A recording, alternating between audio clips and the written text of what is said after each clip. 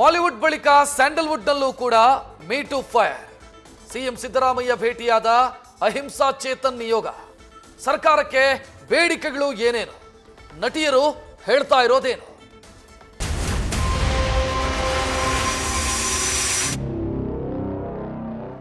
ಮಲಯಾಳಂ ಚಿತ್ರರಂಗದಲ್ಲಿ ಸಂಚಲನ ಸೃಷ್ಟಿಸಿರುವಂತ ಲೈಂಗಿಕ ದೌರ್ಜನ್ಯದ ಆರೋಪ ಏನಿದೆ, ಸದ್ಯ ಕರ್ನಾಟಕದಲ್ಲೂ ಕೂಡ ಅದರ ಬಗ್ಗೆ ಚರ್ಚೆ ಆಗ್ತಾ ಇದೆ.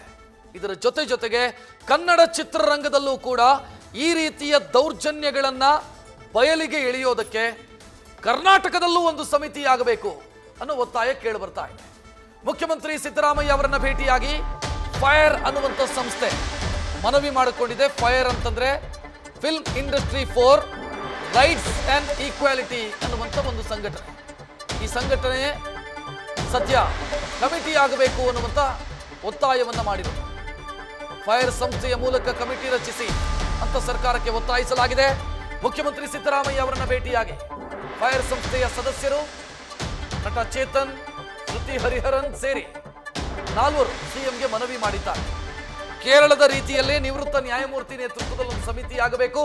ಆ ಮೂಲಕ ಕನ್ನಡ ಚಿತ್ರರಂಗದಲ್ಲೂ ಕೂಡ ಈ ರೀತಿಯ ಘಟನೆಗಳೇನಾದರೂ ಆಗಿದ್ರೆ ಅಂತವರಿಗೆ, ಯಾರು ದೌರ್ಜನ್ಯಕ್ಕೆ ಒಳಗಾಗಿದ್ರೋ ಅಂತವರಿಗೆ ನ್ಯಾಯ ಒದಗಿಸುವಂತ ಕೆಲಸ ಆಗಬೇಕು ಅಂತ ಒತ್ತಾಯಿಸಿದ್ದಾರೆ.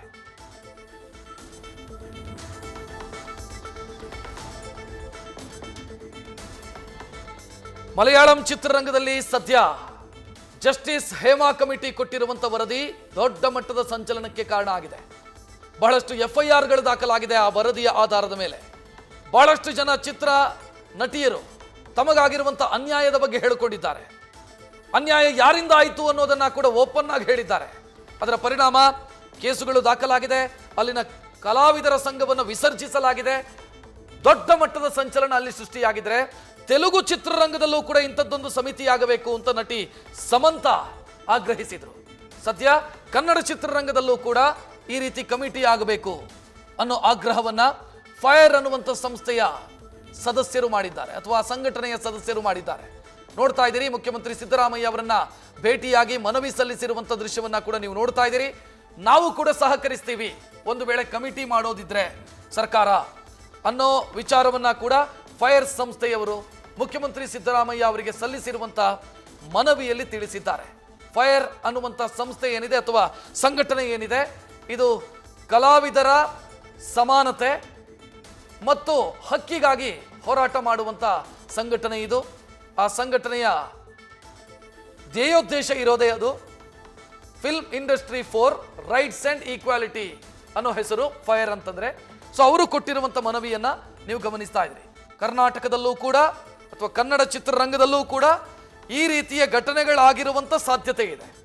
ಒಂದು ವೇಳೆ ಆಗಿದ್ದರೆ ಯಾರು ದೌರ್ಜನ್ಯಕ್ಕೆ ಒಳಗಾಗಿದ್ದಾರೋ ಅವರಿಗೆ ಆ ಕಮಿಟಿ ಮುಂದೆ ಧೈರ್ಯದಿಂದ ಹೇಳ್ಕೊಳ್ಳೋದಕ್ಕೆ ಸಾಧ್ಯ ಆಗತ್ತೆ ಕಮಿಟಿಯನ್ನು ಮಾಡಿದರೆ.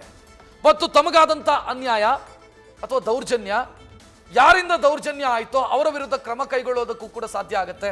ಸೊ ಆ ಕಾರಣಕ್ಕಾಗಿ ರಾಜ್ಯ ಸರ್ಕಾರ ಈ ವಿಚಾರದಲ್ಲಿ ಹೆಜ್ಜೆ ಮುಂದಿಡಬೇಕು ಅನ್ನೋದು ಈ ಸಂಸ್ಥೆಯ, ಈ ಸಂಘಟನೆಯ ಬೇಡಿಕೆ. ನಿನ್ನೆ ನಿಮ್ಮೆಲ್ಲರ ಮುಂದೆ ಹಾಕಿದ ಈ ಲೆಟರ್, ಫೈರ್ ಮೂಲಕ ಒಂದು ಲೆಟರ್ನ ನಾವು ರೆಡಿ ಮಾಡಿದ್ವಿ. Proposing that CM sir and the state government provides a committee such as the HEMA committee in Karnataka to look into the working conditions of women. ಅಂದರೆ ಹೆಣ್ಮಕ್ಳ ಜನರಲ್ ಫಿಲ್ಮ್ ಇಂಡಸ್ಟ್ರಿನಲ್ಲಿರೋ working ಕಂಡೀಷನ್ಸ್ನ investigate ಮಾಡಿ ಇದಕ್ಕೆ ಒಳ್ಳೆ recommendations, how can we make the environment safer and happier for people to work in, ಅಷ್ಟೇ ನಾವೊಂದು proposal ಮಾಡಿದ್ವಿ. ಸೊ ಇದನ್ನು ತುಂಬ ಖುಷಿಯಾಗಿ ಅವರು ಇಸ್ಕೊಂಡ್ರು. ಆ್ಯಂಡ್ ಡೀಟೇಲ್ ಆಗಿ ಮಾತಾಡ್ತೀವಿ ಅಂತ ಮತ್ತೆ ಇನ್ನೊಂದ್ಸಲ ಕರಿತೀವಿ ಅಂಡ್ ಇನ್ನೊಂದು ಸಲ ಮೀಟಿಂಗ್ ಮಾಡ್ತೀವಿ ಇಡೀ ತಂಡದ ಜೊತೆ ಅಂತ ಹೇಳಿದ್ದಾರೆ. So we are actually very happy about. ಹೌದು ಅಮ್ಮ, ನೀವು ಹೇಳಿ. ಅವರು ಸಂಪೂರ್ಣವಾಗಿ ನಮ್ಮ ಅಹವಾಲನ್ನು ಒಪ್ಕೊಂಡಿದ್ದಾರೆ. ಮತ್ತು ಇನ್ನೊಂದು ಸಭೆ ಮಾಡಿ ಇದನ್ನು ವಿಸ್ತೃತವಾದ ಚರ್ಚೆ ಮಾಡೋಣ, ಯಾವ ತರಹ ಮಾಡಿದ್ರೆ ಒಳ್ಳೆಯದು ಅಂತ ನಿರ್ಧಾರ ಮಾಡೋಣ ಅಂತ ಹೇಳಿದ್ದಾರೆ. ಅದಕ್ಕಾಗಿ ನಮ್ಮನ್ನೆಲ್ಲ ಇನ್ನೊಂದು ಸಭೆ ಕರೀತಾರೆ. ಆ ಸಭೆಯಲ್ಲಿ ನಾವು ಇನ್ನಷ್ಟು ವಿವರಗಳನ್ನು ಅವ್ರಿಗೆ ಮಾತಾಡ್ತೀವಿ. ವಿಜಿ ಮೇಡಮ್ ಒಂದು ನಿಮಿಷ. ಹೇಮಾ ಥರದ ಕಮಿಟಿ ನಮ್ಮಲ್ಲೂ ಬೇಕು ಅನ್ನುವಂಥದ್ದು ಎಷ್ಟು ಅನಿವಾರ್ಯತೆ ಇದೆ? ನೀವು ದಶಕಗಳಿಂದ ಕನ್ನಡ ಚಿತ್ರರಂಗವನ್ನು ಮತ್ತೆ ಮೀಡಿಯಾ ನಡೆದಿದೆ. ಕರ್ನಾಟಕ ಅದಕ್ಕಿಂತ ಕಡಿಮೆ ಏನಲ್ಲ, ನಾವು ಈ ಕೆಲಸ ಮಾಡಬೇಕು ಅನ್ನೋದು ನಮ್ಮ ಉದ್ದೇಶ. ಅದು ಅವ್ರಿಗೆ ಅರ್ಥ ಆಗಿದೆ, ಮುಖ್ಯಮಂತ್ರಿಗಳಿಗೆ ನಾವು ಕೇಳಿದ ಅರ್ಥ ಆಗಿದೆ. ಇದ್ರ ಬಗ್ಗೆ ಇನ್ನಷ್ಟು ವಿಸ್ತಾರವಾಗಿ ಕಮಿಟಿ ಹೇಗಿರಬೇಕು, ಏನು ಕೆಲಸ ಮಾಡಬೇಕು ಇತ್ಯಾದಿಗಳನ್ನು ಮಾತಾಡೋಕ್ಕೆ ಇನ್ನೊಂದು ಸಭೆ ಕರಿತೀನಿ. ಅವತ್ತು ಕೂತ್ಕೊಂಡು ನಾವು ಒಂದು ಅರ್ಧ ಗಂಟೆ ಹೆಚ್ಚು ಮಾತಾಡೋಣ ಅಂತ ಹೇಳಿದ್ದೆ. Thank you. Thank you sir.